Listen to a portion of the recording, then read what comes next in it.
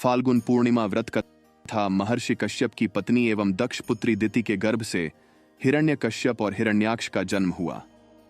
दोनों ही महाबलशाली थे।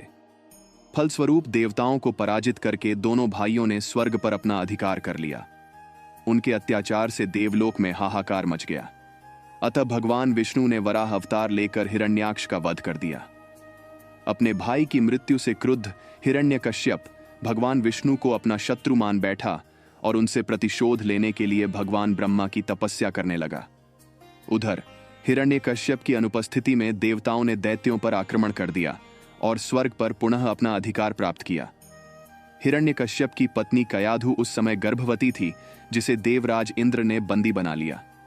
वो कयाधु को लेकर अमरावती जा रहे थे, तभी मार्ग में उन्हें देवर्षि नारद मिल गए।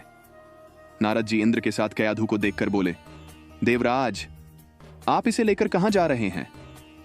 यह सुनकर इंद्र ने कहा, हे देवर्षि, कयाधु गर्भवती है। इसके गर्भ में हिरण्यकश्यप जैसे दुष्टात्मा का अंश है, जिसका वध करके मैं इसे छोड़ दूंगा। इस पर देवर्षि नारद बोले, इसके गर्भ में तो श्री नारायण का परम भक्त है, अतः इसे छोड़ दो इंद्र। नारद मुनि की यह बात सुनकर देवराज ने कयाधु को छोड़ दिया। देवर्षि नारद हिरण्यकश्यप की पत्नी को अपने आश्रम में ले आए और बोले, बेटी, जब तक हिरण्यकश्यप की तपस्या पूरी नहीं हो जाती, तुम निश्चिंत होकर यहीं रहो। तब से कयाधु देवर्षि नारद के आश्रम में रहने लगी और उनके दिव्य प्रवचनों का रसपान भी करती रही, जिसका गर्भ में पल रहे शिशु पर भी बहुत गहरा प्रभाव हुआ। जब समय आया तो कयाधु ने एक पुत्र को जन्म दिया, जिसका नाम रखा गया प्रहलाद। इधर हिरण्यकश्यप की तपस्या जब पूरी हो गई तो ब्रह्मा जी ने प्रसन्न होकर उसे मनोवांछित वरदान दिया, जिसके पश्चात वो अपने राज्य वापस लौट आया। कयाधु भी प्रहलाद को लेकर अपने पति के पास चली आई। प्रहलाद जब थोड़े बड़े हुए तो एक श्रेष्ठ गुरु के मार्गदर्शन में उनकी शिक्षा का प्रबंध किया गया। एक दिन जब हिरण्यकश्यप अपने समस्त मंत्रियों के साथ बैठे हुए थे, तभी प्रहलाद अपने गुरु के साथ वहां आए और पिता को कृतज्ञतापूर्वक प्रणाम किया। ये देखकर हिरण्यकश्यप अति प्रसन्न हुआ और बोला, वत्स प्रहलाद, तुमने अब तक की शिक्षा के दौरान कौन सी सबसे अच्छी बात सीखी है, मुझे बताओ। ये सुनकर प्रहलाद ने कहा, पिताश्री, मैंने अब तक जो सबसे अच्छी बात सीखी है वो ये है कि जो आदि, मध्य और अंत से रहित अजन्मा है, इस जगत के पालनहार हैं, दीन दुखियों के स्वामी हैं, उन श्री हरि को मैं बारंबार प्रणाम करता हूं। ये बात सुनकर हिरण्यकश्यप क्रोध से लाल हो उठा। उसने प्रहलाद के गुरु पर चीखते हुए कहा, अरे मूर्ख ब्राह्मण, तूने मेरे इस बालक को मेरे परम शत्रु का गुणगान करने की शिक्षा क्यों दी?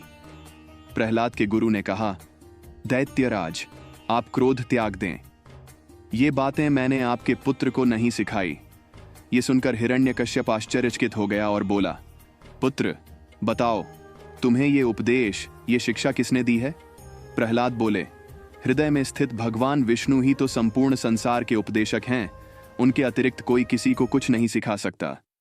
ये सुनकर हिरण्यकश्यप क्रोध से पागल हो उठा और बोला, अरे मूर्ख, मेरे सामने ये विष्णु कौन है? तू क्यों बार बार उस दुष्ट का नाम ले रहा है? क्या तू इसका परिणाम जानता है? हिरण्यकश्यप ने प्रहलाद को बहुत समझाया। मृत्युदंड का भय दिखाकर भी विष्णु भक्ति से दूर करना चाहा, परंतु प्रहलाद के मन से भगवान विष्णु के प्रति श्रद्धा तनिक भी कम न हुई। इसके पश्चात क्रोधित हिरण्यकश्यप ने अपने सेवकों को आज्ञा दी कि इस दुरात्मा को मौत के घाट उतार दो। इस शत्रु प्रेमी से मुझे कोई लाभ नहीं है। यह कपूत तो अपने ही कुल का नाश कर देगा। दैत्यराज हिरण्यकश्यप की आज्ञा अनुसार उसके सैनिकों ने प्रहलाद पर तरह तरह के अत्याचार किए और उन्हें मारने का प्रयास किया, परंतु हरि कृपा के कारण वो सब प्रहलाद का बाल भी बांका करने में असमर्थ रहे। हिरण्यकश्यप यह सब देखकर बहुत क्रोधित हुआ। अंततः उसने अपनी बहन होलिका को आदेश दिया कि वो प्रहलाद को गोद में लेकर अग्नि में बैठ जाए, क्योंकि होलिका को यह वरदान प्राप्त था कि अग्नि से उसे कोई हानि नहीं होगी। अपने भ्राता का आदेश मानकर होलिका भक्त प्रहलाद को अपनी गोद में लेकर अग्नि में बैठ गई। उस समय प्रहलाद हाथ जोड़कर आंखें बंद कर निरंतर प्रभु ध्यान में मग्न रहे और नारायण नारायण का जप करते रहे। हरिकृपा के फलस्वरूप प्रहलाद अग्नि में बैठकर भी सकुशल बच गए, किंतु होलिका उसी आग में जलकर भस्म हो गई। भगवान की कथा पसंद आई तो प्लीज शेयर करें। और भी धार्मिक कहानी एवं धार्मिक कथा पढ़ने के लिए हमारे चैनल को सब्सक्राइब कर लें। धन्यवाद।